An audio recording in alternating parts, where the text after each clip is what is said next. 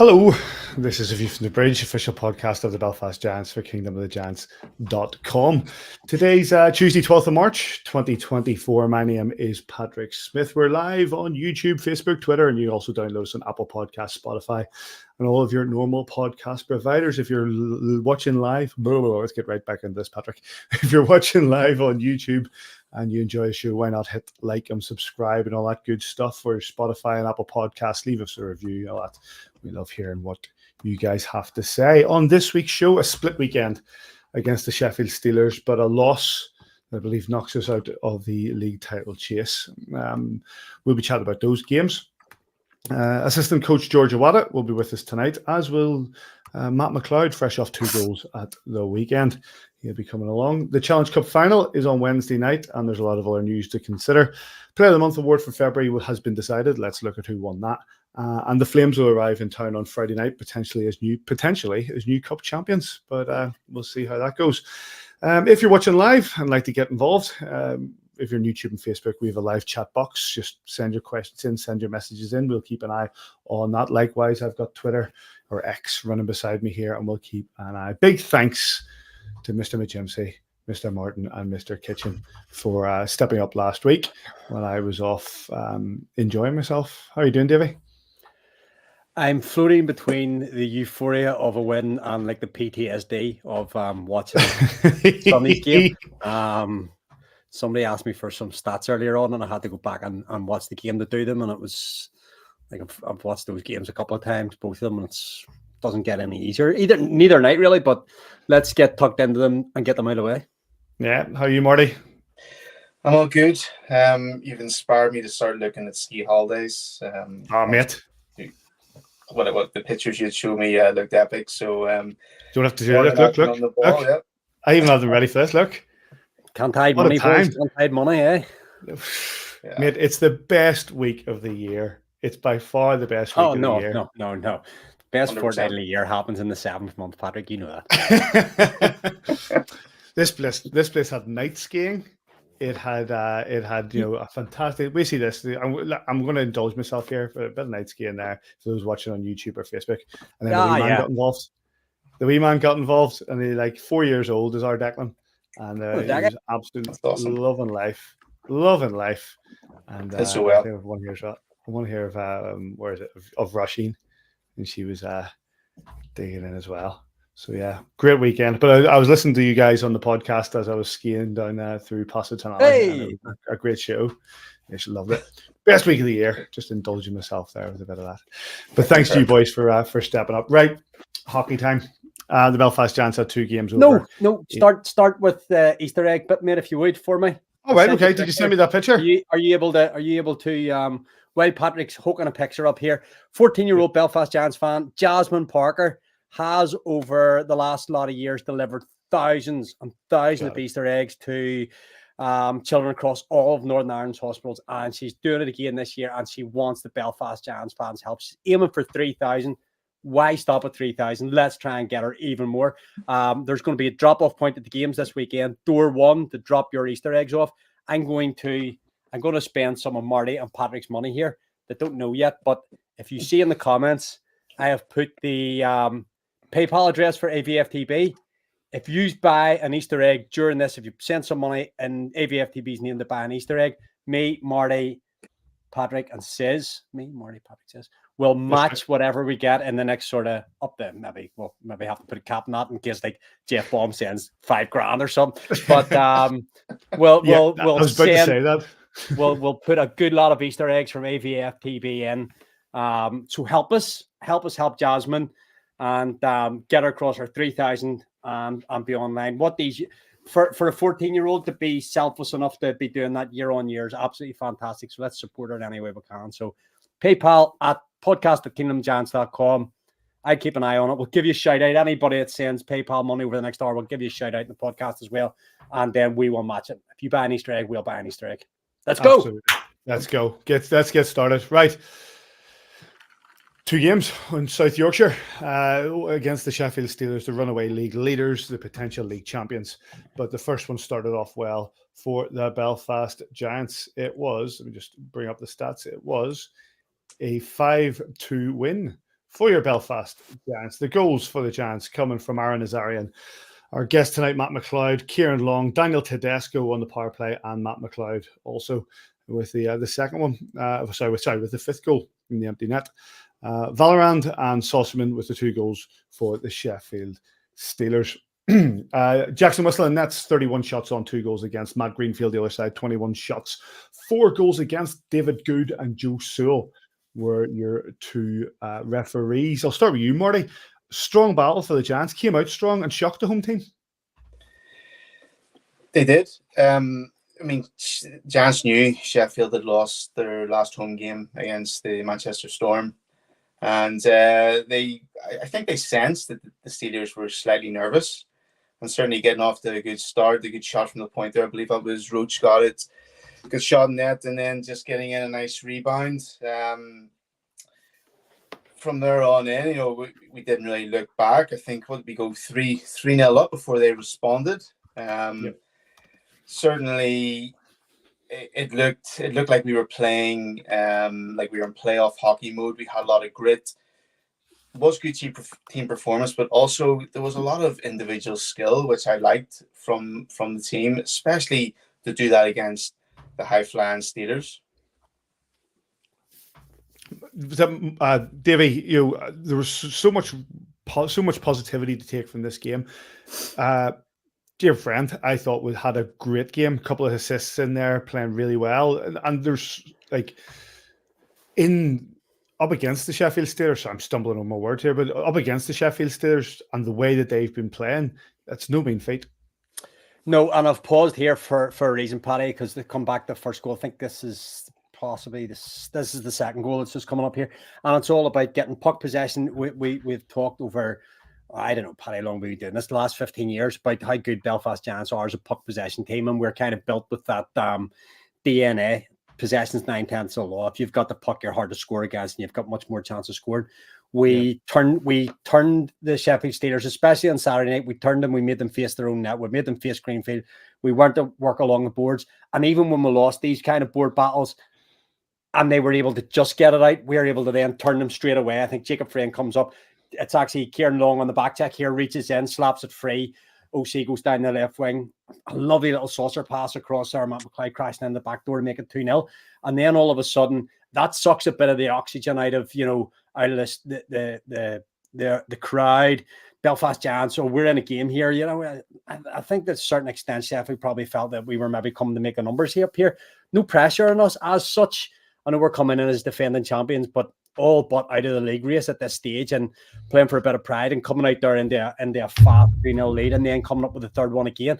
And as we'll roll on to the third one here, I'll sort of take a little bit of a sort of fill for time as we're talking about it and go back to my possession thing, because it all comes from a face-off in our own zone. Kieran Long wins the face-off himself. We get possession behind our own net. We make a good play up the board. Real patience again here from Oliver Cooper. He sees Longer just breaking for the border here, waits and feeds him in. Long gets it onto his forehand, takes it right into the hash marks, and then finds the 5-hole. And that's not a goal that Greenfield's probably expecting to give up there. And all of a sudden, the Belfast Giants are 3-0 up and a bit of dreamland, I suppose, and for the Belfast Giants fans assembled there.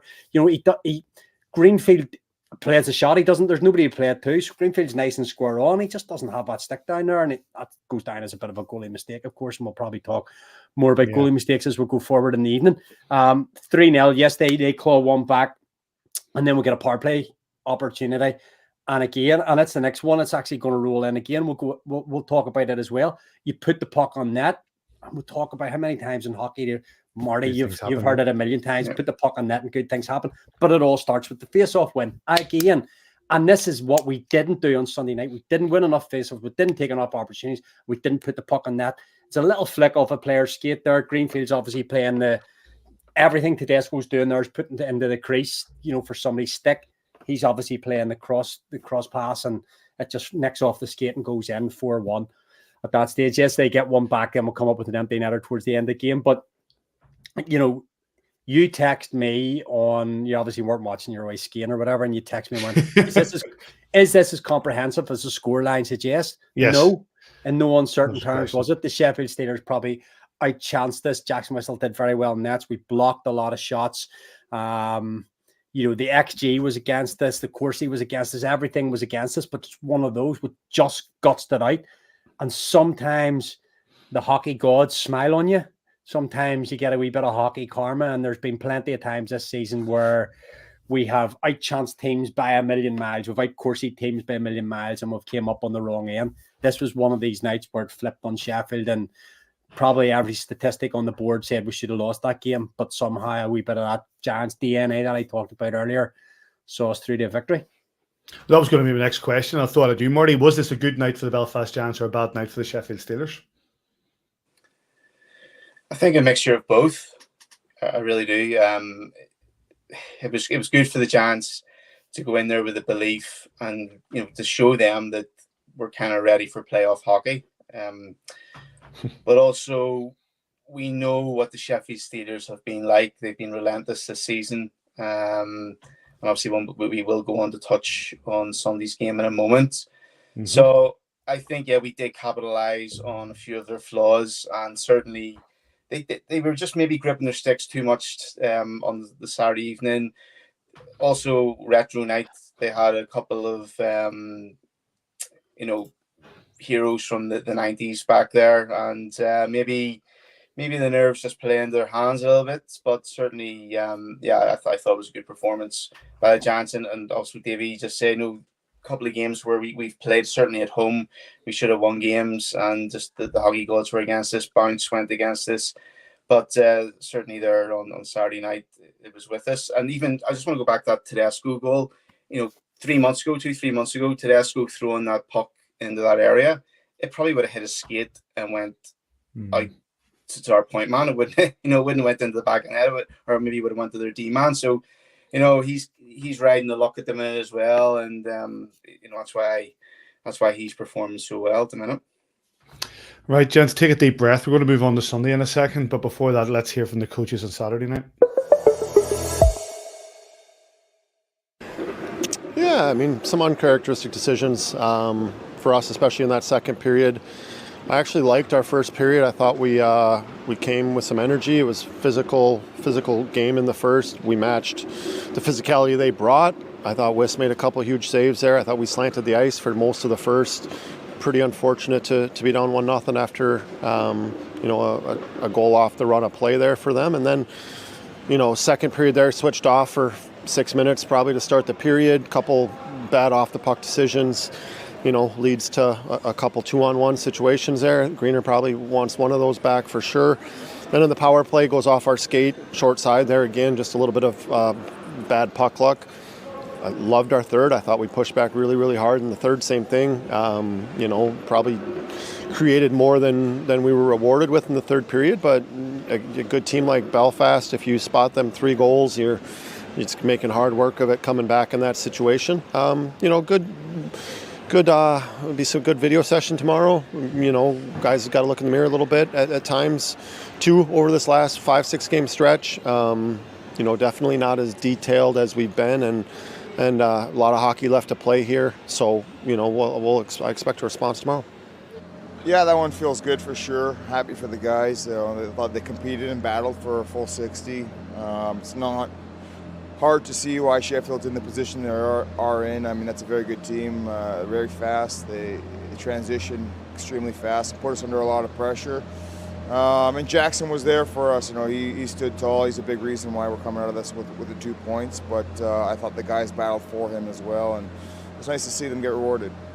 I think we were in the game. That's something a little different. I mean, the first game here, it was out of reach probably before we could really get our feet wet. We gave up a few goals early, and then same thing in Belfast. I think it was 3-0 down, but within the first 5 to 10 minutes. So it's difficult to play from behind like that. Tonight was different. We were playing in front, and it's a little easier to defend, and we certainly had to do that, particularly in the first period. I thought that they really had some quality looks in the first period. Jackson stood tall. But the second period, I thought we were much better in the second period, limited the scoring chances. Third period, they really pressed and put us under a lot of pressure, and guys competed and battled for each other. Jackson came through with some big saves and some big blocks. Ultimately, we got out of there with 2 points, so we're certainly happy.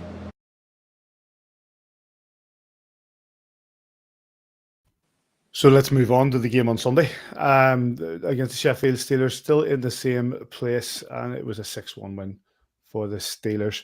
Campiani, Balmas, Dowd, Balmas again, Scott Allen, and Valorand on the power play of the 6 for the Sheffield Steelers with our guest tonight, Matt McLeod, with the 1. With regards to goalkeepers, Tyler Beskorowany and goals for Belfast Giants, 37 shots on, 6 against. Matt Greenfield, the other side, 25 shots on, 1 against. Tom Perrin, Chris Wells were your 2 referees.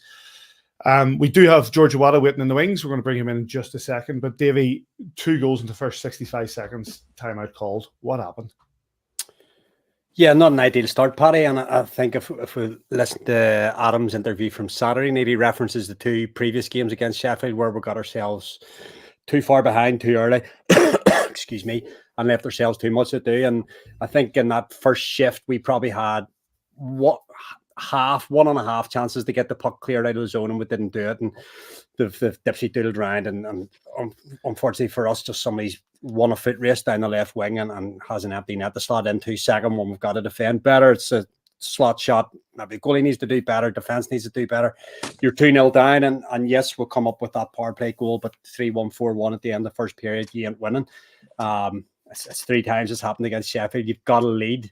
Like Saturday night, you've got to take your opportunities when they come, to give yourself an opportunity to defend in a third period when you're going to expect that big pushback in front of what was 9,000 people, I think, all told in the arena. So it was always going to be a difficult night, but you get off to a bad start like that, which we've done over this season. It'll be something that, and maybe ask George when he's on there, it should be something they're putting their heart out as well. Besco will want that one back for sure. He goes to put his glove down on it, just isn't there sharp enough. It's just takes a wee ricochet off his pad and his stick at the same time, and dies Johnny on the spot, and just the first period came and went so quick for us, and we were out of the game, and just wasn't even so much damage limitation at that stage. Well, it probably was. I don't know. That's another question for George. I'm scrambling a bit, Paddy, because I think that's a wee bit the way we played. We didn't play brilliantly on Saturday night, as I said earlier, but came away with a really strong result because we took our chances. When we got down low, we worked so hard to keep those pucks in the zone on Saturday night. And unfortunately on Sunday night, it all happened too quickly because you're 2-0 down in the first sort of 120 seconds of the game, and you're playing your time out at that stage. And Adam's having you've got to come out of the locker room in Sheffield, and you got to be ready to go. And just on Saturday night, they just came at us too quick, and we just didn't seem ready. And unfortunately, that's what happened. Marty, let me get your opinion before we bring George in. Like the contrast between Saturday and Sunday, and the speed. Obviously, the win on Saturday has hurt them. Has hurt the Sheffield Steelers. They know what direction they want to take. They've got a cup final tomorrow night. We're sitting high, and we came in and we've given them a bloody nose. So they're obviously stinging. They want to come out. They've hit us hard. They've hit us quickly, and we've really struggled to get back from that. We have, and we know that they had a team meeting. I think it was quite a lengthy team meeting before the game on Sunday. I know we had a couple of defensive errors in the first 2 goals especially, but what impressed me with the Sheffield Steelers was how aggressive their forecheck was. So they, from the word go, with the first 2 goals within the first minute and 5 seconds, it was just relentless. Sheffield are so good on teams making a mistake, and when they make a mistake, they've got the quality and strength to put that puck into the back of the net.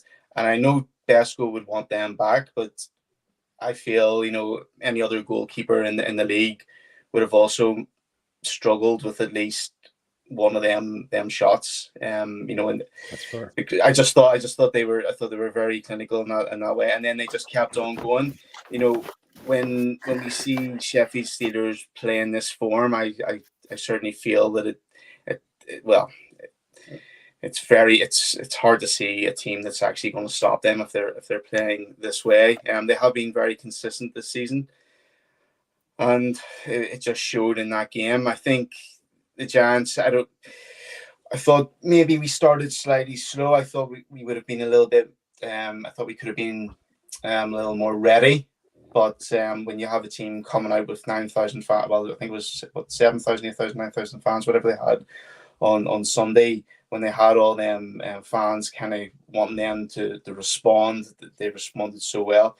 But also, I just wanted to touch on going into the second period, I thought Besko did redeem himself. I thought he had a good second. He also had a good third. Okay, let in another two goals in the third period. But I think Jeff Baum kind of put an arm around his shoulder at the end of the first, and obviously more or less told him that they still believe in him and he can still step up and play well. But Greenfield, he hasn't really had a couple of good games. Obviously against Manchester and also against ourselves on Saturday night, and then also Greenfield then stepped up, which then any of our chances, any of our grade A chances, he was there to stop us. So I just think it was a contrast of a much better game by the Sheffield Steelers compared to the Saturday night. You something you want to say, Davey, before we bring George in? If you got to tip your cap also to the Sheffield Steelers, we're a team that is notoriously good at recovering dump-ins. So teams try to put us under pressure, chip it around behind us. We're notoriously good at going back and getting those pucks and getting them out. But they came with a sort of relentless, and they came with speed. And we just weren't able to match them in that. Marty has said as well, yes, Besko with the 2 early goals, and that's going to rattle anybody. They also had a 1-on-none away. Daniel Tedesco actually makes a really strong back check. Besko knocks a really good save down. Nazarian fires it 100 feet up the ice and sends Matt McLeod in for the 1-on-1. Sheffield could have probably scored a lot more in that first period had it not been for Besko as well. So let's not throw him under the bus. Yes, seen criticism, and he will expect that as professional goalie. It's a very, very lonely position to be a goalkeeper in any sport but hockey, because goals can come in such rapid fire. It's a very, very lonely position. So let's not forget what Tyler Besko has done for this club over the last number of years as well. It all just, as I said in the earlier in the piece, it all happened so quick. They were just so relentless. They remind me a little bit of ourselves in the last couple of years, where we have that suffocating forecheck. We just don't let teams out. We've pinned teams this season 2 or 3 times. We've had a few games. I can think of 3 or 4 games off the top of my head where we have had relentless, in second periods especially, relentless. That game against Coventry earlier in the season, where we should have scored 4 or 5 in that, and we have the ability to turn that on. So I still have hope that this season isn't lost. I know we're now out of the championship race. There's still trophies to be played for here, and I've seen enough from September to now to say that there's ability in this team to go and win a trophy. Just need to get everybody fit and everybody singing on the same hymn sheet and everybody going here and tuned in. There's a month left, and then we've got a big long summer. Some players will go off to the real world. Some players will go off to other players. Some players will come back. But this is the last month. These guys are all going to play together, so they should enjoy it, and then hope that there's going to be a little bit of something to play for at the end of it. Let's get the post game from Sunday and come straight back with George Owada. Yeah, absolutely. We talked about being ready from puck drop tonight and needed an answer from yesterday, and boys are ready to go from puck drop. First 2 shifts, 2 goals. That's the tempo there. Give up a little bit of an unlucky one on the PK there, and then we bounced right back and popped 2 more to finish the first period. And then thought we managed the game very, very well. I thought Belfast's best period was their second period, but we defended very hard. Kept them to one and done type situations. Let Greener see the first one, and we cleared the net front. Excellent 60-minute hockey game from us. Certainly. I thought, obviously, Sheffield came out pretty angry about last night. We couldn't match their pace. They scored on their chances. The game was kind of over in the first period there. And I thought they just showed their class. Sheffield showed why they're in first place, why they're in the position they're in, and overwhelmed us with their pace. And if anything can come out of this weekend, we know what type of pace we need to get to compete with the likes of Sheffield. And that's what we're going to have to take home here. We have a big weekend against Guildford, for positioning for ourselves. A doubleheader at home. We'll take the split weekend here, lick our wounds, and get back to work here this week.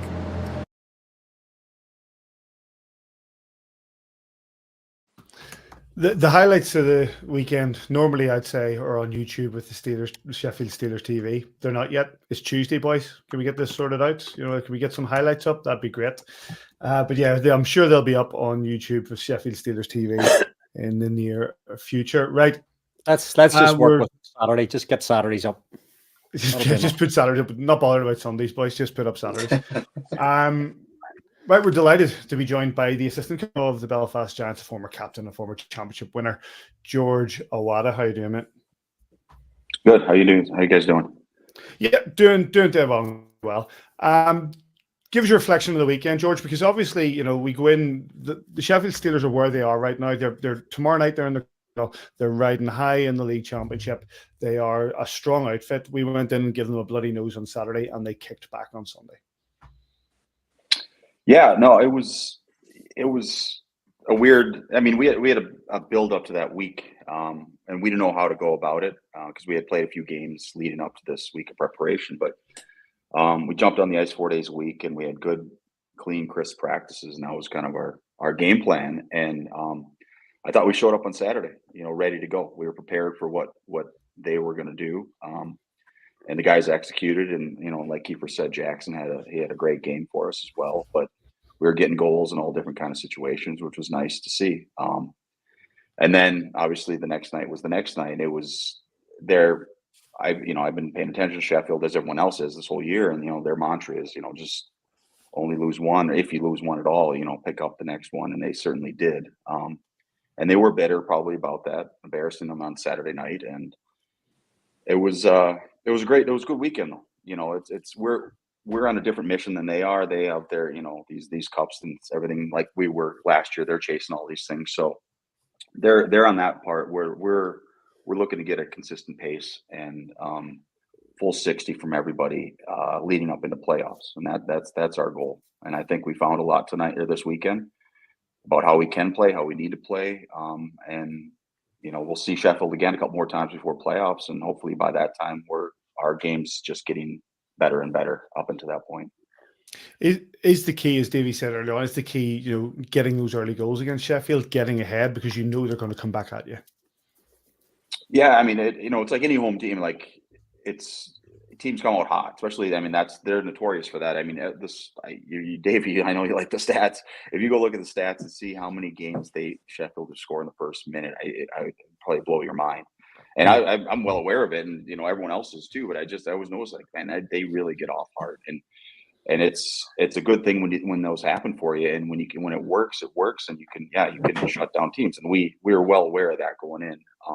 And I think on Saturday we did a good job of weathering the storm for the first 5-10 minutes, whatever it was, and we started getting our looks and getting shots, and it was just we had a little more control of both zones, I think, on Saturday. But definitely, yeah, you get those goals early on, and it all depends on where the team is. You know, there can be unlucky goals that you get scored on, and then you still have belief in the room, and you have lots of time you can work and build away. But again, like I said, with Sheffield and their pace, they really don't stop. So we spotted them a couple goals, and it was tough, and we almost had it. But the one thing that did really bite us in the butt there was their penalties. You know, we had way too many penalties on Sunday, and whether they scored or not, it was just, you know, we're depleting a lot of our horses with energy and just giving them momentum in the puck and shots and everything. So that was a key to their extra goals on top of those early two. You know, we didn't do ourselves any favor by killing more than we should have. How do you handle going in, George? The 4-1 at the end of the first. Like, what sort of message are you trying to get the boys? Is it to try and get the next one? Is it to try and shut things down? Is it just to try and play simple? What's the sort of message there? Yeah, a little bit of everything. You know, obviously it happened pretty quick. We were just a little weird. We were, you know, it was 2 rip, and then we had the 1, and it was kind of like, all right. I mean, they still had a lot of the momentum and pace of the period, but it was just those last couple goals that we gave up. Even the third or the fourth, I guess the fourth wouldn't happen, but the third one I think was kind of tricky, and that kind of gave them a little momentum back after our goal. But it was just. It's lick your wounds. It's kind of pick you up. It's like, okay, here's the pace.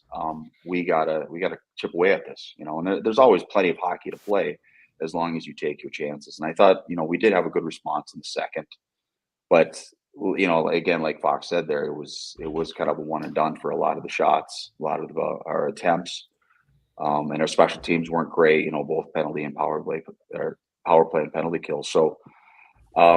when things aren't clicking in all areas, it's to chip away at that lead. It goes away a lot quicker than you have, So, but it was jump back on it. That Besko responded really well, especially after that first period. I mean, he stopped a couple breakaways, and he kept it at bay for us to score. We just weren't able to do that on the other end against Greenfield. Get our second, third looks at them.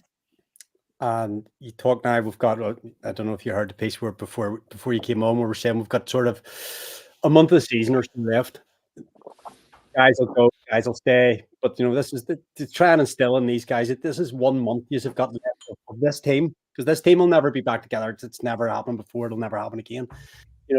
Try and instill some fun. And you talk about mission, and like the playoffs it's mission possible. It's not mission impossible. There's still work to be done here. Yeah, no, and Kiefer's really reined that in these last few weeks, and we've been playing pretty good hockey. We've been getting wins, and we've started this 6 weeks of just momentum building towards that time when we really need to be at our best for the one-off game, and that's our thing. And obviously the injuries, I mean, everyone's all well aware of them, but there's guys are slowly creeping back in, which is a good thing, and that we want everyone else playing good hockey. So when these guys can finally get into the lineup, they're just part of the flow with us, and they can just jump on board, and we'll just be a stronger, deeper group. And that's been our mantra, for these last 6-7 weeks, is just build on these games, especially with these big double headers. We're playing teams above us, teams, like we got Guildford this week, so everything's relevant in the standings, as well as just momentum for that finals weekend if we make it there. George, you've touched on momentum. 11 games, we've won 8. I've also seen the lines being settled. It's probably been the first time we've had settled lines from the start of the season. At least the first line, it seems to be a regular second, and now it was nice to see the third line there with Matty McLeod, Kieran Long, and Coops, because they did a really good job at the start of the season. It's maybe a silly question, but is it much easier to build, and you can just see the progress of the momentum game on game? And if we can see we're waiting on Greg Prince coming in, Mark Cooper, are you going to find that hard to slot them guys in, or have you kind of got plans already in place where to slot them in? Yeah, it's hard to say, we've been wanting to get the consistency. We haven't had that. And you've seen all the different makeshift lines that, Kiefer's had to throw together from period to period sometimes. But it in this little stretch we've had, that's what's got us these games, these wins and stuff. It's the consistency when, next line up kind of thing. And so, 3 guys are playing well together on the first, and then with Spearsy coming in, he's, he hasn't played hockey for a while, and he's really starting to get his groove in. And so he's helping those 2 guys out. And like you said, with Macker and OC on that line, whoever's centering them, they've been pretty consistent, but it's a great thing to have. But like I said, there are some key people that are still out of the lineup that need to get back in when they're healthy. So, we're going to see what happens this week, where we're at and how lines work, but we don't want to, mess with our mojo too much. But at the end of the day, we need to build our team back up to where it was before all these injuries, like Champions League style, I guess. It seems like years ago, but yeah, it's momentum, but it's also just, keeping afloat what we've been up to, attacking the net, attacking the pucks, killing penalties, power play. These are things we're doing a lot better in these last couple months than we were in the previous. So it's only going to help us, like I said before, these guys coming in, but it will be some tough decisions to make for Kiefer and the rest of us. Just one more thing, George. We'll be keeping an eye on tomorrow night's game with Guildford, obviously playing against the Sheffield Steelers. Obviously, we got the doubleheader coming up at the weekend, and I think Guildford have been sandbagging a little bit. They've had a bit of mixed results, so we're kind of hoping they'll lay it all out in the ice tomorrow night. And how will that change things for us preparing into the Friday night's game? Yeah, it was. I mean, when they whenever a few weeks ago, last month, when they announced that date, I went right to the fixtures and I saw that we were sandwiched between that against both of them. And we've been talking about it for a while, and it could go either way, right? And like Sheffield could have just laid an egg this weekend, just solely prepared on that, but they didn't, which is great. We needed those games, we needed that pace. And so, but for Guildford, who knows how it's going to be, because this is a big moment for them. They had a really good year last year. I think a breakout season. And it's kind of, they got a core of those guys back there, so they can win. But and then Sheffield has been up and down. But again, their depth and their quality is kind of hard to look over. But in a one-off game, there is stress, there are pressures, there are things involved that we'll see. It'll be interesting to see. But again, we're not too worried about, they could be happy, Guildford, whether they win or lose. Not happy, but they could come out with a little more piss and vinegar on the back out of that, whether they win or lose. Could be on a high or whatever. So we just got like everything else, we got to worry about ourselves and just make sure we have the break preparation these couple days before they come in and attack them right away and get out to those leads. So we set ourselves up for a good weekend for us and our fans, and just for the standings, because we got to beat the teams below us. That's been what we've been trying to do for the most part these last few weeks. And there's no bigger team than Guildford right now, biting on their heels. Well, that was going to be my next question, George. It is Guildford who are biting on our heels, and it is Guildford who come in for these two games. How is preparation going for this weekend? Yeah, it's good. We just got back yesterday. Today it was a recovery day because it was a pretty intense weekend. And we're just gonna reset.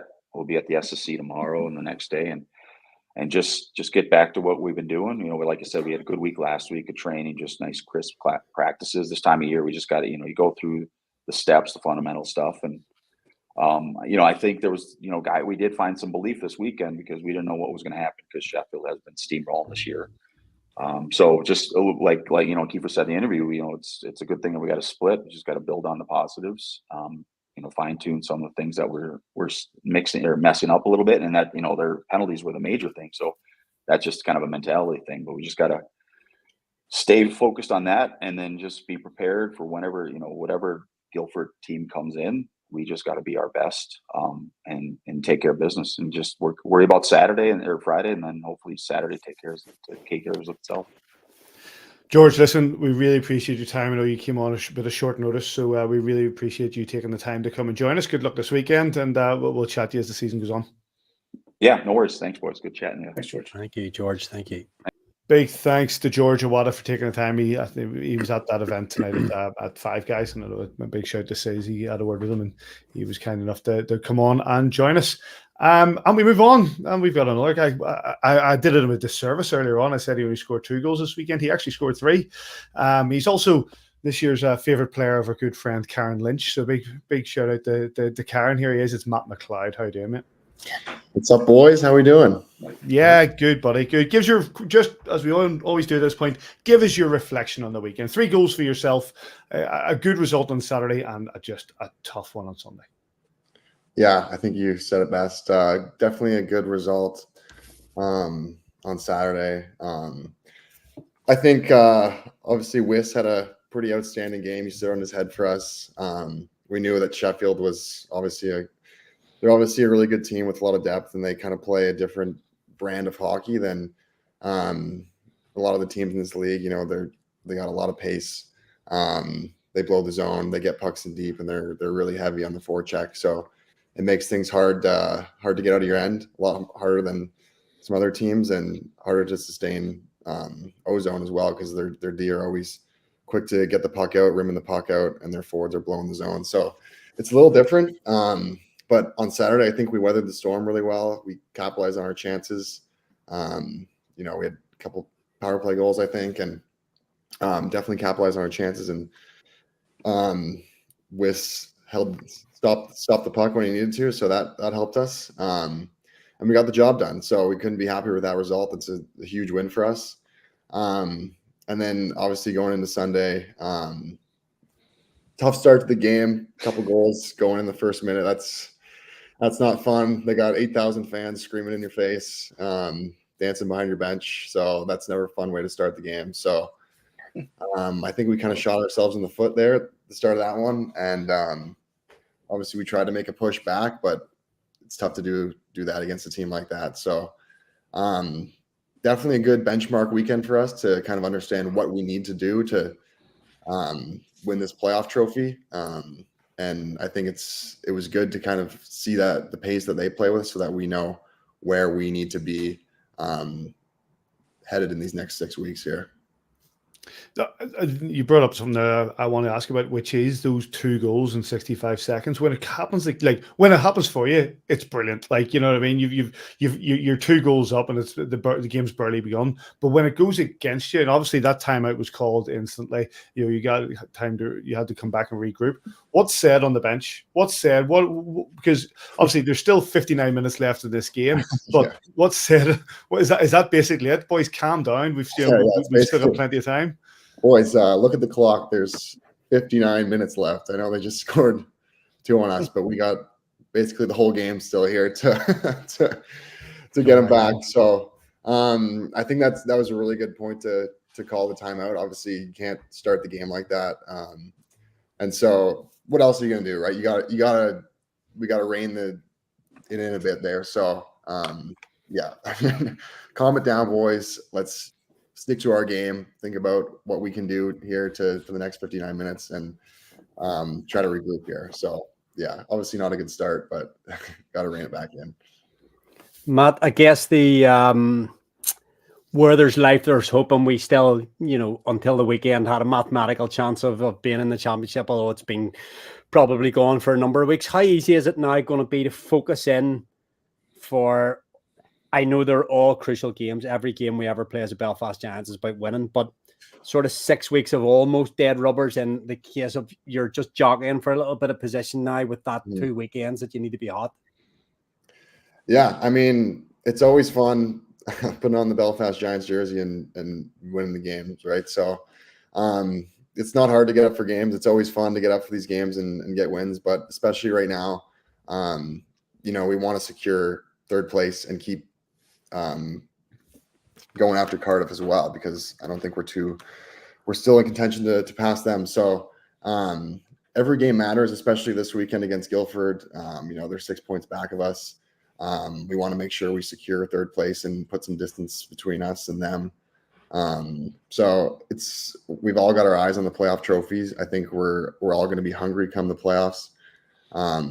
Whereas some of these teams like Sheffield and Cardiff, their eyes are set on the regular season trophy right now. So the fact that we get the opportunity to kind of just focus on the playoff trophy maybe almost gives us an advantage. That's our focus, and that's what we're going to be building towards for the next 6 weeks. So if you look at it that way, I like our chances. And I know it's probably the 3rd time I've said this to different people on the show already tonight, but like, you guys get to play the greatest job in the world. Let's be honest. We all want to have that job, or we don't have the ability. But it's also the last 6 weeks where you guys Marty are going does. to get. Oh well, Marty back in the black and white days. I've seen black and white pictures of you, Marty. Oh, sorry. Use of 6 weeks as a team left together. And win as a team, walk together forever, as Murph would say. So there's still lots to be played for, and lots of fun and lots of smiles to be had. Yeah, absolutely. I mean, you kind of think back to last year and coming in and all the memories of winning the playoff trophy last year and how good that one felt. I mean, it's the last trophy that you can win as a group, so you want to finish on a high note. I mean, it's been a crazy year. Obviously, a lot of turbulence kind of through the year, but thinking back to what we've all accomplished as a group, Champions League, that seems like a lifetime ago, but it's a great group. It's a great group of guys, and going to remember these guys forever. And winning the playoffs together, I mean, would just be a huge accomplishment for us. And I know it's something that would unite us forever. So as you said, you win together, you walk together forever. So it's something I would love nothing more to do with this group, because I love who we have in that change room. So yeah, our eyes are on the prize for sure. Let's go. Matty, back when I played, there wasn't too many double header weekends. and or graphite sticks, indeed. it was all wooden sticks and wooden blades for the but oh yeah, it seems to be, Giants now have a lot of double-header weekends, especially at home. How do you find them? Do you enjoy them? Or do you think it's a bit of a disadvantage with obviously teams then essentially on the second day? It's a bit of they haven't had the travel, so they can maybe treat it slightly like a home game. Yeah.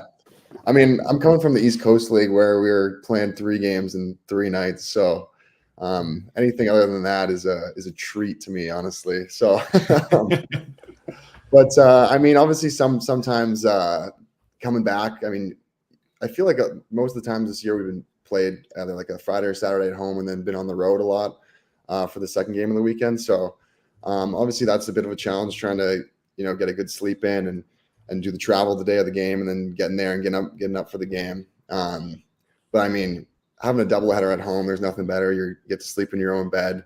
You get our fans for both nights.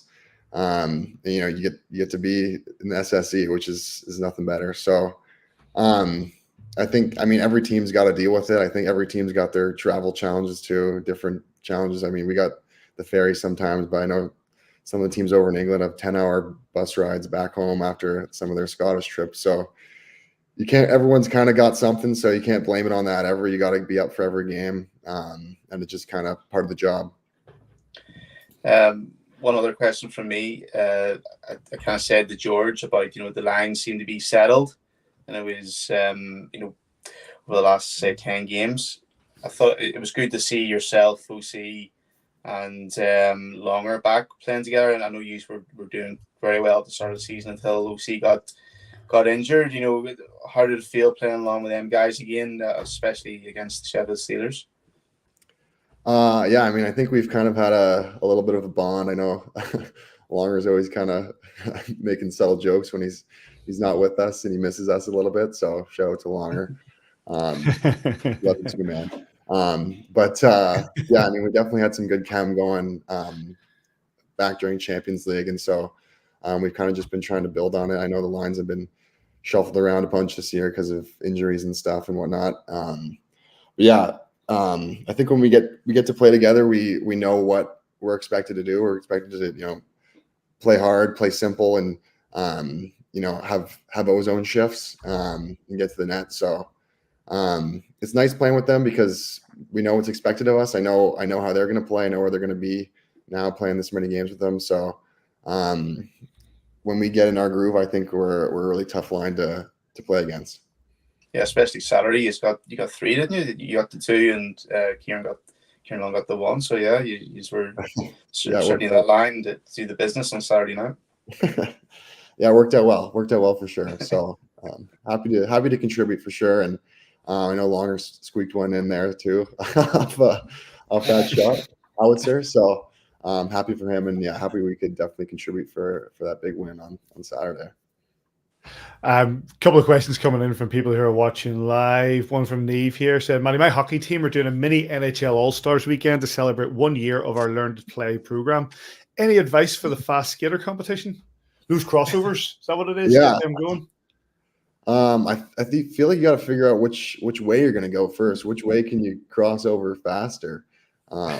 Usually I think it's I would go to my forehand, I think. So I would figure that out. Go to your forehand. And then, yeah, I've actually never done like a fastest skater competition, like the 1 lap. So I don't have that many tips, but I know it's a lot of geometry too. Like the angle you take into the net, going around the net plays a big part in it. Like you think you want to go a little bit wider so you get more of a slingshot around the other side. So you've not done the fastest skater, because like one other question that comes in here is one you get all the time on this show, which is we're going to see you have a race against Kohei Sato and DJ. Yeah, I've heard people. There's been a lot of sides being picked, and I've heard people going one side or the other. I don't know if there's a race going down or not yet, but it sounds like. Given the way injuries are going, mate, I'd sort of hold off just for now. I think we'll definitely We hold don't off on want to that. push it too much at the minute. Yeah, people have no problem picking a side and let me know, but I just try to be as fast as I can. So when our season is truly done, then we can. I'm sure that the guys at Chance TV will video you and Kohei having a race around the ice. How is prep going for this weekend against the Guildford Flames? It's good. I mean, we're going to start. We had a recovery day today, so just getting the body right, getting the sauna, getting the ice bath and stuff, just getting the legs going. And then tomorrow we'll get back on the ice for some good practices. I know tomorrow we'll probably have some pace, get up and down the ice, feel the puck, and then Thursday's practice will probably be a bit more, crisp and feel the puck and make sure we're on the ball for a big start on Friday. And Matt, I don't want the standard EIHL or whatever answer, prep from sort of media school. 14,000 people are going to be in the arena over the 2 nights this weekend. And we've had lots of big crowds in since you became a Belfast Giant. What is it like playing in front of that Odyssey crowd? It's really special. I think back to my first game here last year. It was 8-0 win against Glasgow at home. And the crowd was doing the wave, and we were doing the wave on the bench too. I don't know if you guys remember that. We were getting up on the bench. Yeah. And I was like, is this like going to be every game? Is this even allowed? Like, this is pretty ballsy right now. Yeah, I mean, it's when the crowd's rocking, there's no place like it. And the fans are crazy here. I love how nuts they are for the game. They cheer loud. They love when we score. So hopefully we can have a start like Sheffield had on us on Friday night and get the crowd into it and scare off Guildford pretty early into the game. Let's hope so, mate. Let's hope so. Listen, we really appreciate you taking the time to come and join us. Really enjoy having you on the show. Good luck this weekend, and we'll chat to you later. Absolutely. Thanks, boys. See you later. Let's go. Big thanks to Matt McLeod. Always great fun having him on. Really good, really good lad. One thing I want to mention, boys, before we move on, is that with the game against the Sheffield Steelers on Sunday, marked at the Belfast Giants, where you just moved me around on the screen, Davy. You just do that for a laugh. Excuse me, make everybody dizzy. It marked the fact that the Belfast Giants were mathematically eliminated from the title race. 1,806 days, Davy, is that correct? That's correct. That wasn't a statistic brought up by me. That was a statistic researched and brought up by John Smith, our good friend Smitty. So I'm just trying to think here. 1,806 times 24 times 5. 216 times. Just talk amongst yourselves while I work. Fast maths. But obviously mitigating circumstances in that 3 league titles spread over the space of 5 years. 5 years since we won the one in 2018, 2019. The 2019-2020 season and the following season, obviously, one was cancelled and one was not battled for. But this is a stretch that, Marty, you'll never see again for one club to have 5 years covering one championship or 3 championships, if you know what I mean. Well, no, I don't think so. Unless like the way that this league is, it's quite cyclical, isn't it? So we won 3 league titles on the trot, right? Could have easily lost one in the middle there. Unfortunately for Cardiff, it wasn't actually a league title that was awarded. So we won 3 league titles on the trot. The likelihood of that has been very, very minimal for any team over the last 20 odd years.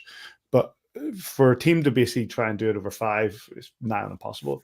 The way that this league's structured. Yeah, well, each year, look at Sheffield. We all thought maybe Aaron Fox's maybe days were numbered at the end of last year. They stuck with him, and I definitely did. Yeah, and look what he's done this season. And so it was nice to see that Sheffield had a bit of belief and didn't just chop and change, willy nilly with their with their coach. But it just shows what the Giants organization have done with obviously Steve Thornton and Adam Keefe. Adam Keefe kind of going into being a coach, the unknown, and look at the gem that he's turned out to be. This season as well started off very well. Just a bit of controversy. If things hadn't happened the way they did, who knows what this could have been another epic 2-horse race of a season with the Steelers. Davy, you've got stats?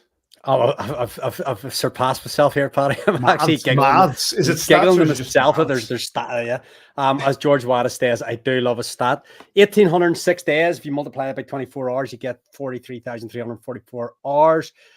Person can walk 5 kilometers an hour, but that works out at 216,720 miles, 40,000 miles around the earth. You could have walked 5.4 times around the world since the last time another EIHL team held that trophy.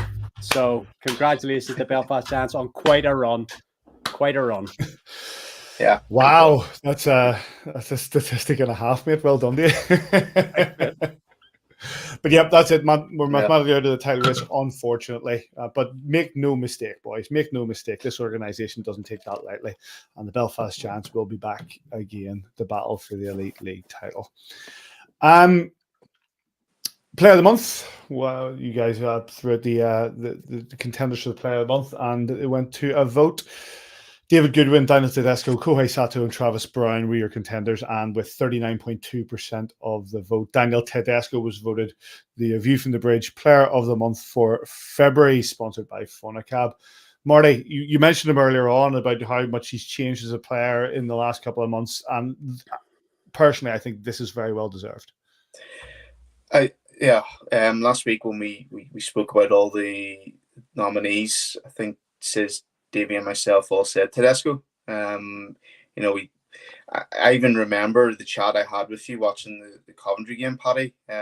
We were kind of texting back and forth, and I was just saying I want him to stop overcooking the puck, and I just felt it was very frustrating. And all of a sudden, he got I think he got 3 points in he got assist and 2 goals in that game after we were exchanging them text messages. So ever since then, he's just kind of went. I sent them on to him, mate. I sent them on to him. And, I just think he went on strength to strength. Thanks, boys. Thanks. But also the boys had said last week about how David Goodwin has also brought the magic out in Daniel Tedesco and what we had seen in him last year with what he was doing with Guildford. So it's good to see that he's got that confidence back and that spark. And certainly when he's on his game, there's no better player to watch than him. Davey, your thoughts on Daniel Tedesco as the View from the Bridge player of the month in February? I said last week, I don't know how much you watched of the show actually last week, Paddy, but I said... I watched a little bit, as you know, but I was a little bit worse for wear. Yeah, inebriated. I was going to bring you in. I seen you in the green room, and then I thought better of it because you weren't even standing. You weren't even sitting still. No. I said I'm a bit of a Teddy fanboy. Good things have happened to Daniel over the course of the season. The CHL, coming up with the goal of the tournament. He's had opportunities, hasn't had that settled line of someone, you hark back over previous years. So last year, Steve Orey, David Goodwin, Scott Conway, and Cons for all the goals he scored, and Steve Orey for all the goals he scored, needed somebody to put it on their stick, and that was invariably David Goodwin. And there's no doubt that he has fired Daniel Tedesco up, and a little bit of confidence certainly tilts the ice for a player. And what was I didn't have these, put these on Twitter, played 11 games, 8 goals, 6 assists, 78 shots was the one for me, was the big stat. In the course of a month, he's consistently leading the team in shots. He's now being brave. And I'm not saying that he wasn't being brave, but in maybe November, December, when things weren't going his way, and Marty talked about it on webcasts and stuff a lot, we maybe looked for a pass rather than looking for a shot. And through that run in February, I think Marty said again, there are 8 wins in 11 games. He's a shooter. He takes his opportunity, especially with the extra man now on the power play. He's being relied on, playing a lot of minutes. That puck goes on Daniel Tedesco's stick. Anywhere around that right circle, he's trying to get shots on net. We've got guys coming in, crossing the left. David Goodwin, wherever he is on the ice, is looking for Tedesco's stick. And Tedesco, right at the very start of the season, Paddy, was skating everywhere, head up, stick down, waiting for passes and just releasing, quick release. He's a great shot. He's highly skilled, highly liked by all the players. You listen to Siznall talking about him, watches him at training, and the skill level that the guy has. I just really hope that he can turn it on for the next 6 weeks in the Belfast jersey.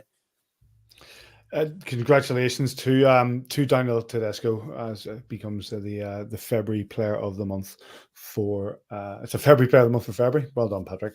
The Views in the Bridge Player of the Month for February. And big thanks to Funnacap for sponsoring the award. Hopefully we get to present them with that on Friday night after the game against the Flames. Right, bit of crack on, a little bit of news. The final scoring tonight, if you're watching live on Tuesday night, the final score in tonight's bottom of the table clash between Nottingham and Fife was 3-1 to the Flyers in Nottingham. We'll come to the standings shortly. Nottingham are fast running out of games to try to get themselves up into that 8th place. There were 2 midweek games last Wednesday, with Nottingham thumping Guildford 6-1 and Blaze taking a 1-0 win over Cardiff on an emotional night in the Sky Dome. It was the first since the death of Keno, a win truly dedicated to his memory. Saturday saw Glasgow travel to Altrincham and take an overtime win in a real cat and mouse battle. Cardiff bounced back from the defeat in Coventry to win over the Panthers in what was a real ill-tempered affair at the Kyle Bonn Arena. Retro hockey on retro night, both getting stuck into each other. By the way, lads, did you see some of the retro night shirts? Did you see the referees ones? Mm-hmm. This was in the old red and white striped shirts for retro. It was like them. Yeah, that was quite a nice touch. Fife continued their own hunt for 8th place. Having won also tonight, they did win on Saturday, 5-2 over the Blaze. On Sunday, another overtime game for the Clan, but it was their estranged sister team, Nottingham, who took the extra point in an 11-goal thriller. Blaze hit back in Scotland with a 4-1 win over the Stars on Tayside. And like the Clan, the Storm hosted another additional time affair with a 2-1 shootout win over the Flames. As we mentioned earlier, Sheffield and Guildford will meet on Wednesday night in the Challenge Cup final in Sheffield Arena.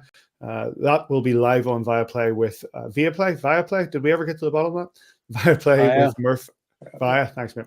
With Murph and Paul Eadie back behind the mic, 7 p.m. with a face-off at 7:30 p.m. Let's have a quick chat about that, Marty. Obviously, 2 teams, one going in with a lot better form than the other.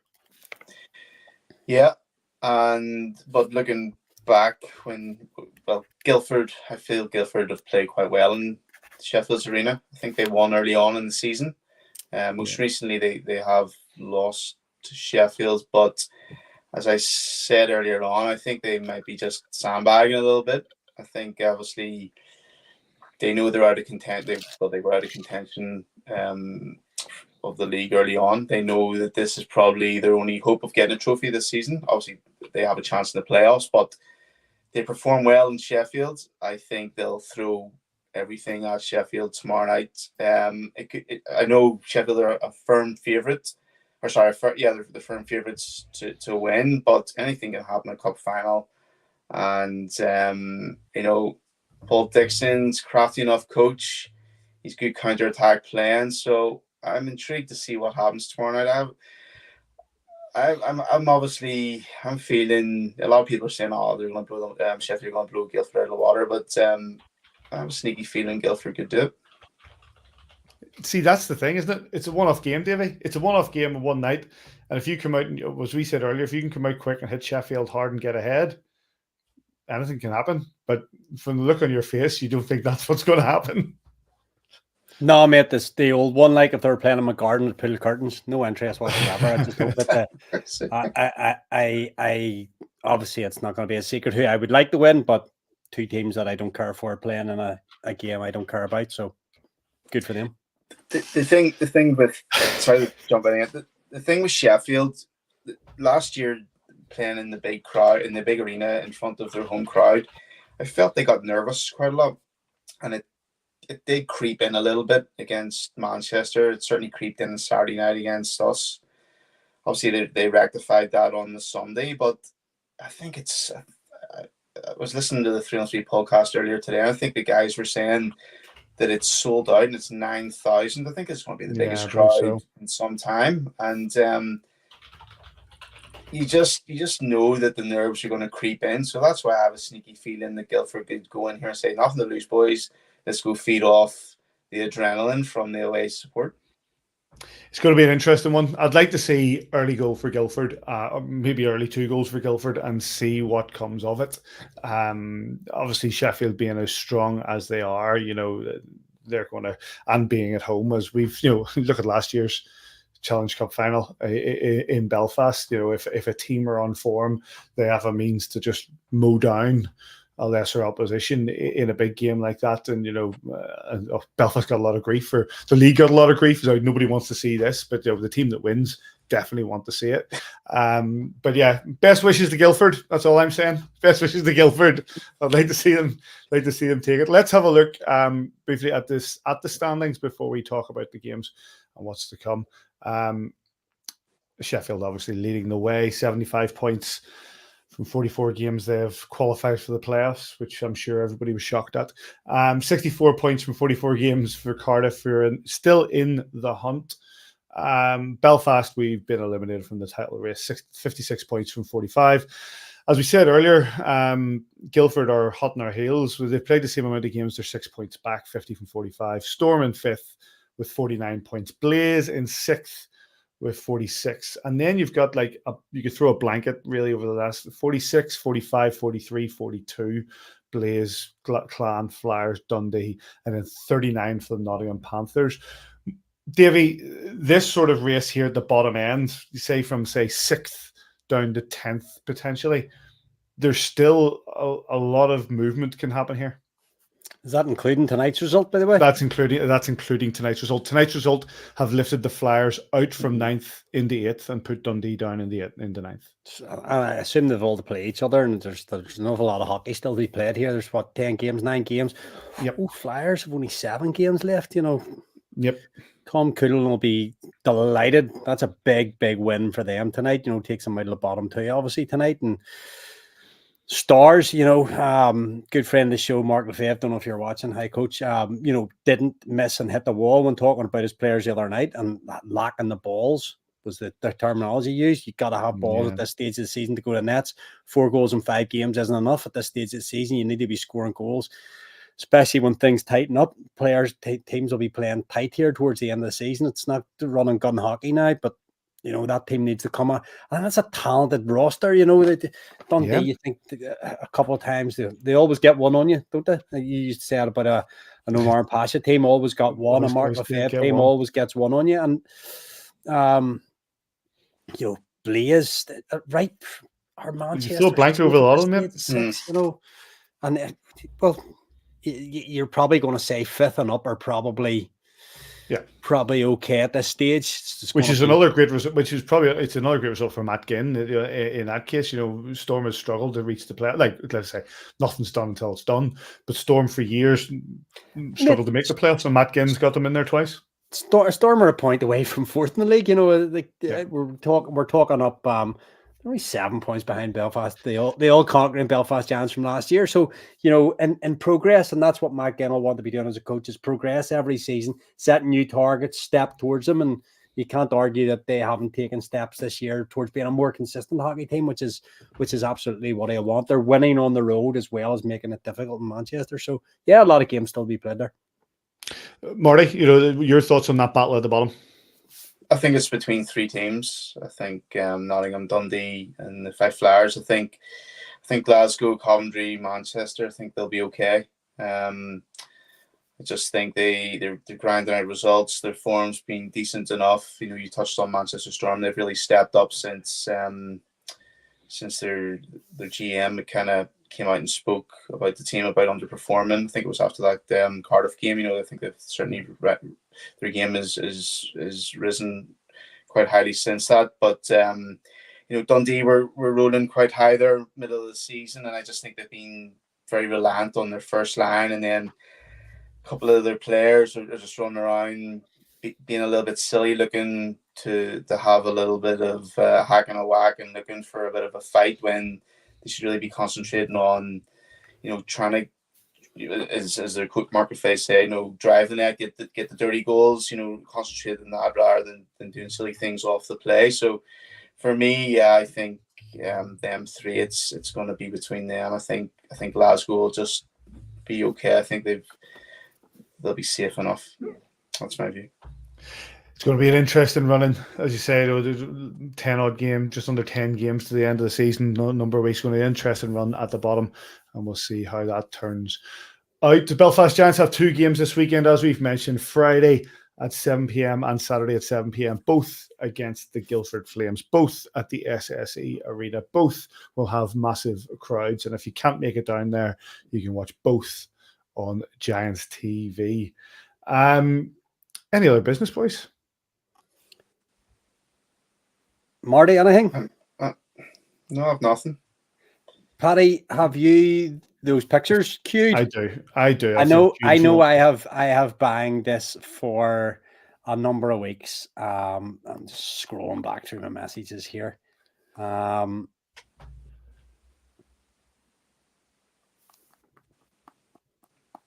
Jamie Clark's wee girl, born £1 weight. 24 weeks. Can you go at this child and tell me you can't fall in love? Can you? That's her first day back in the house, Paddy. After getting out of the hospital after 5. Go back at Santa. One more by the other one. Oh. This one. Microphone. That's little Felicity, born £1 weight. That's half a bag of sugar, guys. 24 weeks. Look at her wee face peeking out there. Fought the hard yards, got home from hospital, had Santa in hospital, and got home, and is doing really well.